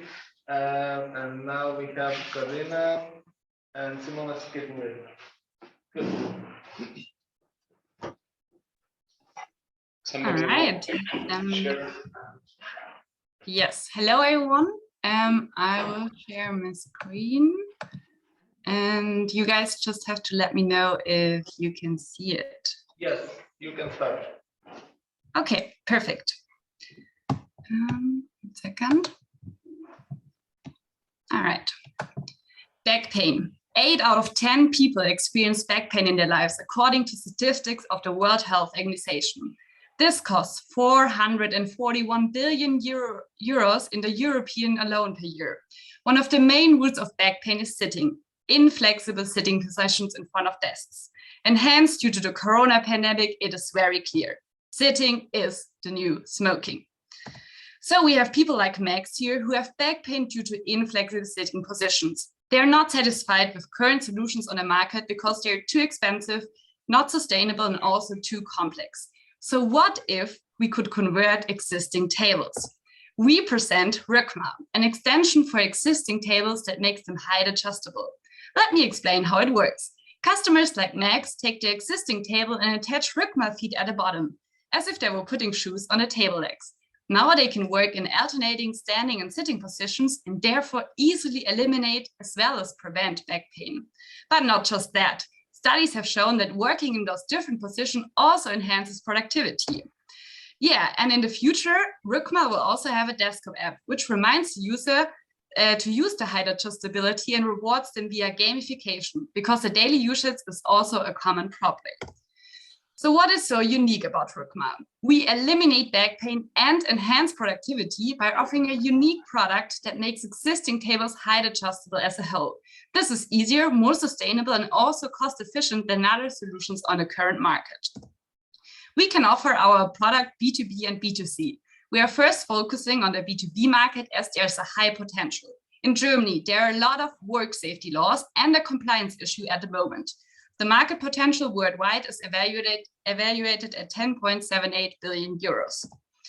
So how do we make money? We sell our product for 350 euro, while our manufacturing costs are 200 euro. Our first channels are an online shop, fairs, retailers, and also recommendation for pension insurances and health insurance companies. At the moment, we have a working prototype, a first B2B pilot customer who buys our product, and also a big German health insurance company as our partner. They want to bring Rückmal in their product portfolio and nominated us as one of the top 5 newcomers in the German health sector. And who's behind this idea? We have Christina, the design genius, Lars, the technical hero, and me, Karina, the business expert. We don't just complement each other in our skills, we also have a high intrinsic motivation because we are fighting for a world free of back pain.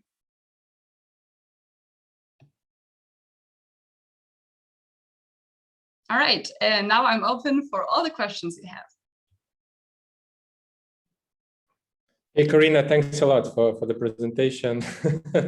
It was really, really interesting. I do not deny. I think that every of us has this, problem. And it's interesting the way how you're saying table shoes. I love the packing of the phrase. So the probably most and before you jump to the pricing, I was like, damn, I probably need this panel. And I started to think about different tables, different shoes, let's call it, how you're doing this. And then you talked about the price and production cost. And was a bit shocking, when you think about overall that you can think about, let's say the table that can really, lift up and on the price. And now we're talking about the extra gadget that production cost at the moment, I do understand 200 euros and the selling price, right? 350. Why the production cost is so huge? Just want to understand this, yeah. Yes, sure. So at the moment, we're just serving our first B2B customers, and therefore it's not a mass production, it's just a small amount, and that's why the costs are higher. But obviously those costs will be less in the future, but we took the numbers, we estimated at the moment because that's the price we can offer at the moment, or the costs we have at the moment. Okay, where are you from, Karina? I'm from Germany. Okay, how much does the table that automatically lifts and down cost in Germany? Yeah, so that costs in German companies, B2B, who actually need to do that by law, required. They have certain quality standards they have to meet, and the price is around 1,000 euro for a table they're buying at the moment. Okay, so basically you're offering 1/3 of the price to hack the problem, yeah? Yes, exactly. Okay. Okay, thanks.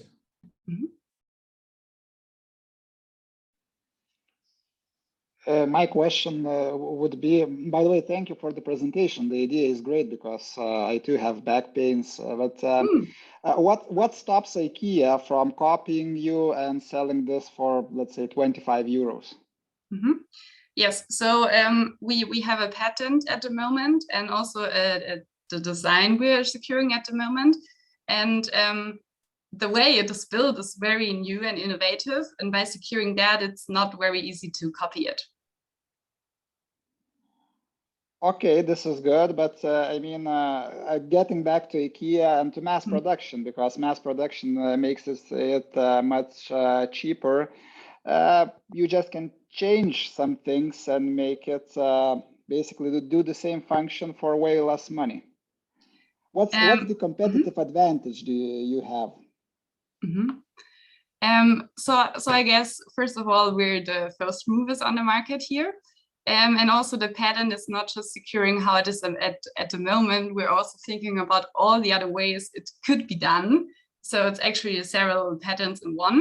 And then, yes, of course, big companies are way better there because they have a mass production, but that's why we're partnering, for example, with the German health insurance company to get to that mass very quickly. Yeah. Okay, thanks.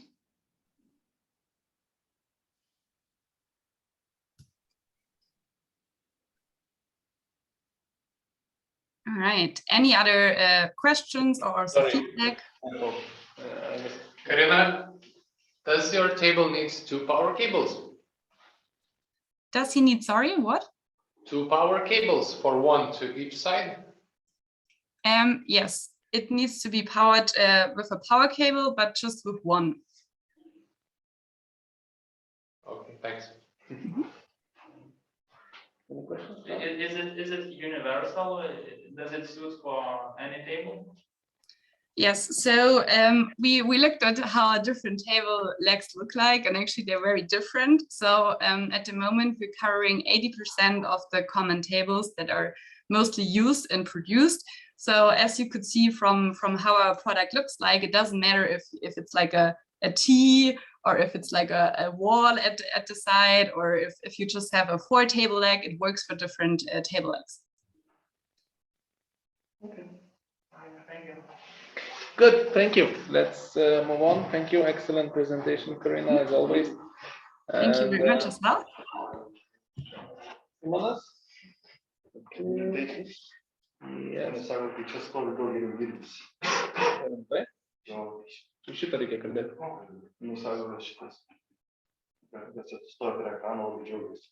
Gerai. Turėtų veikti. Yeah. Thank you. Good evening, ladies and gentlemen. My name is Simon. I represent the Roots Technologies, and we want to empower people to build more gadgets. It's currently not the case because building gadgets involves programming, and programming is hard. It's writing walls and walls of text compiled into executables, and this is a skill which is just not for everyone. Which is unfortunate because the world is getting increasingly digital, and such skill could be very useful for everyone. For example, to build a plant watering system which takes care of the plants while you're on vacations, or maybe a robot hand for your employer. The possibilities are very wide. And we asked users, people, why they don't do that now, and the number one answer was because it's not fun, and then it's also difficult. So we present our solution, a software where we replace programming as writing code by visual drag and drop action, like you see on the screen. And the resulting program is uploaded to a widely available hardware like Raspberry Pi microcomputer. And the process is fun, it's easy, and we don't lock you into a closed ecosystem like it's usually the case with industrial equipment. And this is a very good opportunity for businesses to save a lot of money. Because imagine a factory which manufactures things. And if it makes things, there are assembly lines and testing equipment and lots of repetitive routines that are waiting to be automated and relieved to machines. And this is usually done by programming departments and programmers. And unfortunately, as you all know, programmers are very difficult to find these days. So our product allows engineers and technicians to improve their process, to make it happen, to build themselves. So they improve their process. It's fun. It may result in some financial reward. And for the middle management and line managers who are actually going to be our clients, this brings better KPIs and more things per minute made. So we serve B2B first. We're going there by selling software subscriptions. However, there will be a free tier for hobbyists and makers because hobbyists and makers, that's who we are through Technologies. And thus introducing the team, me, the CEO, I have 10 years of managing, 10 years experience of managing software engineers and just engineers. We have Matas, he is the software master, and Dominikas, the hardware guru. We are currently self-funded, but we are looking for co-founders to help with business development. So if you know anyone interested, please connect me. And when we are ready, we will ask for 50,000 euros for market awareness, help with market awareness. That's it. Thank you. And questions? And what's the time? 3 minutes, 16 seconds. No, you finished like at 3 minutes, but went off something later. Okay. So it was pretty good. Good. Any questions, comments? Who wants to do some hardware wiring? Yeah, I can continue to the first question probably. Thanks a lot, Simonas. Probably not the easiest product to quickly catch the idea, and the first step I would say to show some practical case studies how it can be seen in a real life. But my question is more about the sales process. How easy your customers catch the problem, and when it comes to a solution, when it comes to your product, do we change here the habits, the old way how it's built, or also the current stuff, including the programmings, replacing with engineering stuff and so on, just to make sure I understand, are you replacing in the company only the software, or are you replacing and the human factor and the hardware part? Well, that's a long question. So we're not really replacing anything. We adding. So because I know from my experience, I did that for many years. There's lots of small things to be done, and if people will ask programmers to do that, they're always busy and don't want to do that. So this is additional software, and those technicians could go and buy cheap hardware. The hardware is really cheap, all those sensors, actuators, and just build it. Was that your question? Okay, so you make technicians, developers' life easier in the organization, right? And the decision maker who is willing to buy is going to be the developer, who is basically going to his manager in the company and says, I need this to allowance to buy with the $200 per month on the subscription base. Is this correct? Yeah. That's one way of doing, yes, but I also imagine middle managers, which often are promoted from the lower levels. They are also aware of that and looking ways to make things better and faster. Okay. But yeah, also those engineers, they have to be curious and they want to improve their lives. Not everyone is like that, but there are plenty of those people. So what kind of hardware is suitable for your product? Currently, we are doing everything on Raspberry Pis, but it's not a limitation, just we focus on it. Because it's widely available and chances are you have in your drawer. Yes. Okay. But is it adaptable to different kind of hardware?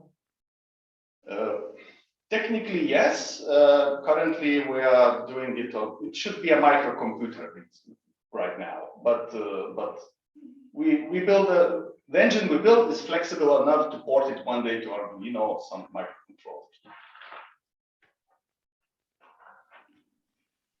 Did you do any market research, or is this idea based more on your personal experience? I would say it's more based on personal experience over the years. Yeah, so my suggestion would be to actually do some market research, because you were using phrases like a lot of people, almost everyone. I mean, it would be better for you to check who wants the solution or needs the solution and how many people are there with the need. And my second question would be about customer support. To me, at least, this idea sounds like something which will need a lot of customer support. What's your plan on providing that? We do not have plans for that. I think we want to not to do too much customer support. So how it's going to be, I don't know yet.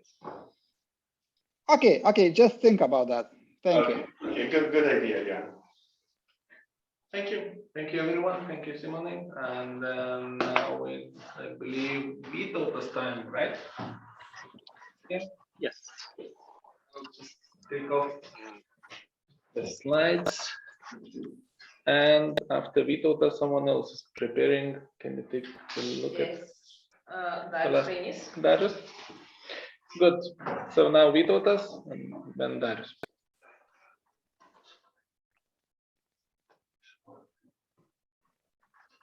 All right. Can you see my screen? Yes. Great. So hello everyone, I'm Vytautas, and today I will represent Find Your Workspace idea. During the pandemic, many people returned to work from home, and as a result, most of them had to rethink who need empty office space and other workspaces.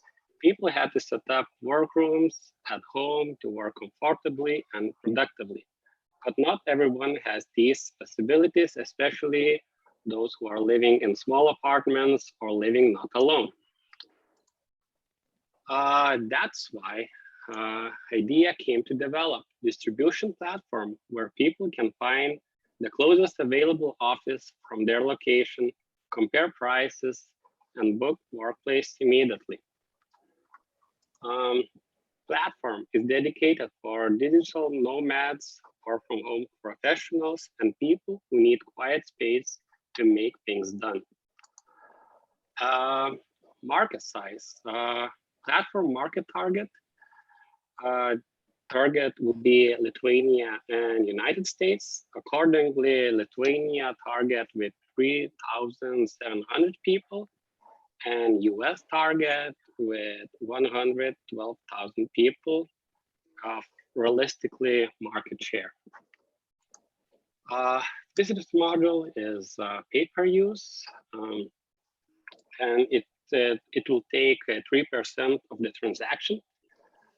Best case scenario revenue of 2 years would be 2.5 million euros in Lithuania and 76 millions in US. Currently, product is under development of web app, and hopefully it will be beta version before launching, will be finished in Q3.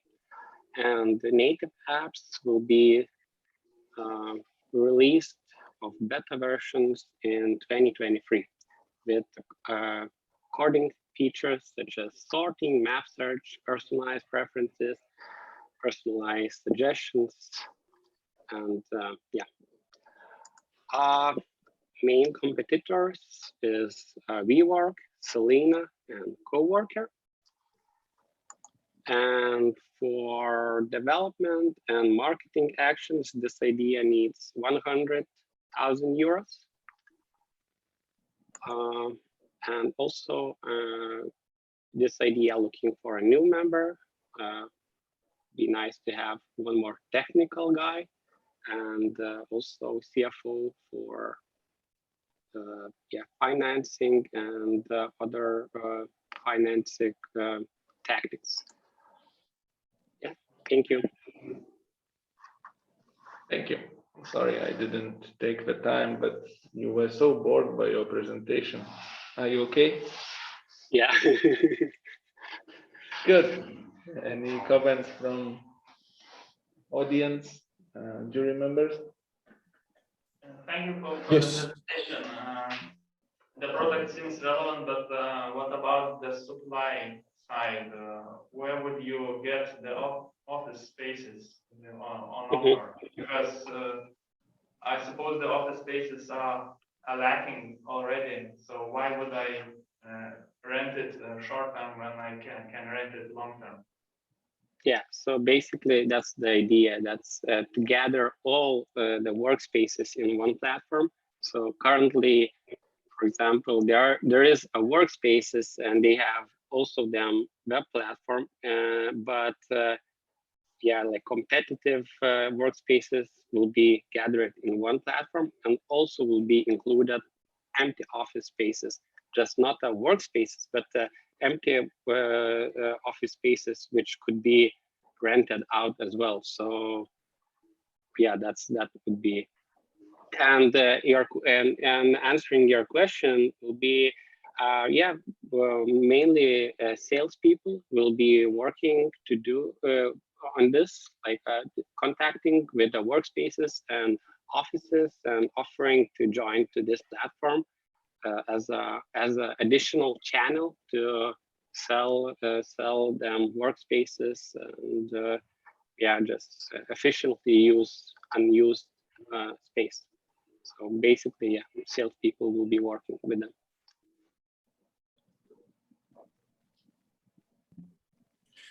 Vytautas, how did you get this very specific number of the target audience, like 3,750? Yeah, it's like from Sam and Sam, yeah, like just by doing research of what is the current working labor, for example, in states, and what is the current labor working in remotely, for example, and just taking some percentage, realistic percentage, which could be attracted to use of that platform. So yeah. So basically, in Lithuania, you would target 4,000 people, if I understand correct, from those observations. Like but yeah, that's realistic. Like just who would like to start to use it. And from that point, you're thinking about like 2.9 million in the revenues, right? Well, it's on the best case scenario if those people will use all in 2 years. Every day will be. We will improve the calculation. The answer is. Yeah. So you improve the calculation, but probably what very quick tip here, that of course do not be such absolute numbers, even it's wrong, but just say 4,000. It's super small. It's probably we're talking about 40,000, but still. And your business is margin business, right? You're not taking money for the rent, right? You're taking from the marketplace by connecting with someone who's renting. So I believe that the final pricing model is crucial for your business to understand what is margin and what price is the final user is paying. So I think by doing the math is where you need to start, and it's definitely the market is way bigger for that. Yeah, and yeah, for sure, it's also increasing every year. So yeah. Okay, thanks. My question is, well, I kind of don't see the need for this solution. That's maybe my first comment, but otherwise, what is the value propositions you have for the end customer first, and then for let's say the space sharing places or co-working places on the second? Mm-hmm. So the main value proposition is like for my target would be mostly working nomads, like people who are traveling and also looking for a great working environment to find. Like if you're in Thailand and maybe if you are laying near the sea, it wouldn't be that effectively good place to work. So people also can find good environment where they can make some things happen in a realistic life, and yeah, like I just find easily to find a place where to work. Yeah, but I can easily find a place where to work using Google. So what's your differentiating factor from Google? Mm-hmm. So the most important thing probably will be that all the workplaces and market advertisings like an offices, empty offices will be in the one place and one platform. So that's why, like, gather everyone in one platform, to one platform. Okay, thanks. Good luck. Good, thank you. Thank you, Vytautai. Now I expect Darius, but I don't see anyone from WiseSec team. No, okay. I think it was the last pitch on the list. So everyone on board, please take note of Milda's competition. You want to announce the results, or you Not yet. Please vote. Everyone who hasn't voted yet. So slido.com and hashtag TechHub. And if you have already voted and want to change your mind, there's a button edit on the bottom, and you can choose another 3 of your favorite pitches.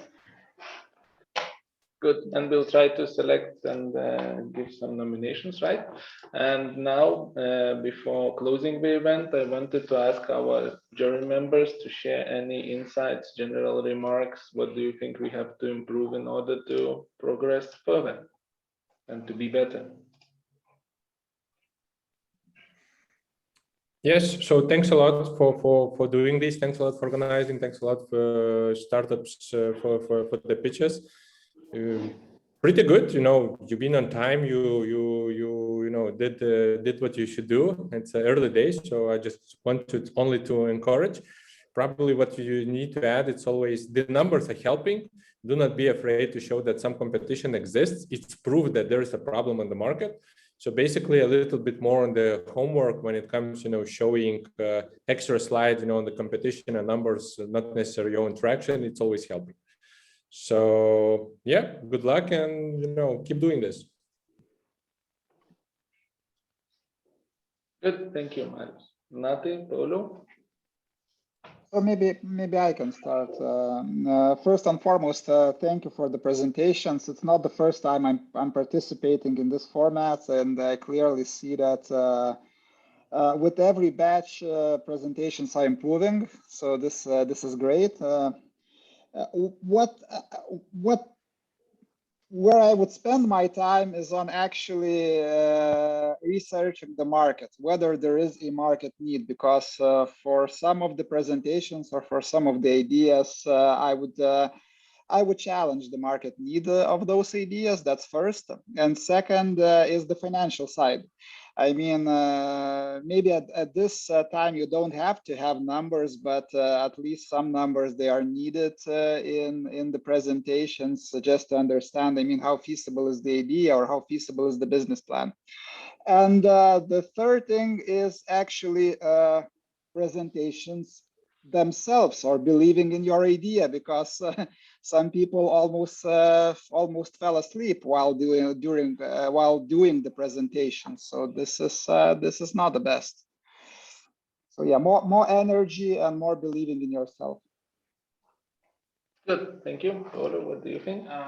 Yes, I could add maybe that you could more concentrate on use cases, on practical examples, because some ideas are pretty complex, so that would help. And if you have any traction in terms of pilots with customers or partnerships, you could also emphasize that, because that would make your pitches more credible and easier to sell to investors that the problem actually exists. Okay, good, thank you. Milda, do you want to announce something, or we do it online and in a Facebook group? And how it I will do, work? but I can't find the. Can you see the results when you vote? No. Okay, it's a secret. Me neither, for some reason.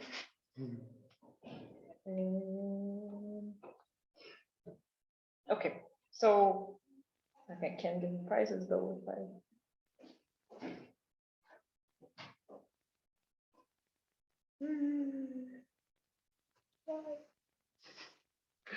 Okay, Oh, I anyway, can see it, I can thank see you, jury members, for participating. And now it's the best of the best from both parts, right? I can see the results. I'm not lying, so just trust me. So the winner that receives 50% of all the points has left, but it's Bolmark. So applause. Ignas, thank you, Ignas. Ignas, yeah. Oh, sorry. Okay, so the present for the winner, very symbolic one. Okay.